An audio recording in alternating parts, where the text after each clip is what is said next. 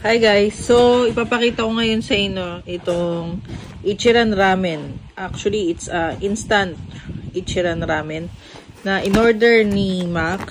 And, nagkakahalaga siya ng 1,300 pesos daw. Pero pag binili nyo ito sa Japan, ay parang 1,480 yen. So, kayo na mag-convert. So, ang nasa loob nito ay itong Japanese noodles. Actually, yung ganitong noodles ay nabibili naman siya dito sa Philippines. Meron nito sa Landers, sa mga SNR or other Japanese store. Pero ito, Ichiran brand din talaga siya. Tapos, mayroon siyang 5 na para may tape to sa gitna. And then, ibubuhos ko na ha. Yan. Dito siya nakalagay. Diba?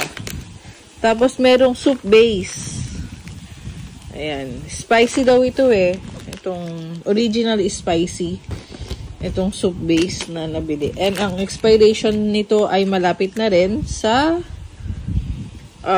July. So, meron din itong, siguro ito yung magpapaanghang sa kanya na powder. Yan.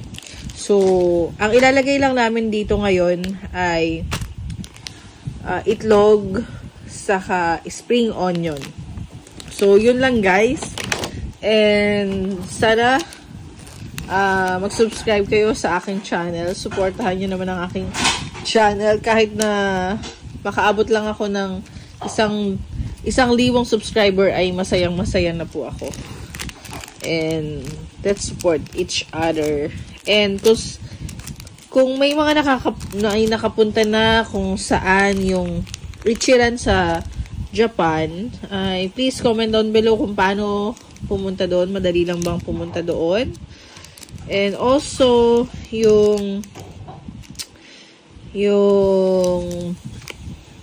mga gusto naming makainan doon ay itong Ichiran Ramen, yung Devil Level sa Tokyo, tsaka yung Yakiniku Like sa Shibuya.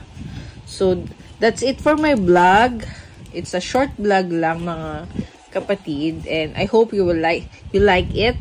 And please subscribe to my channel. God bless. Bye!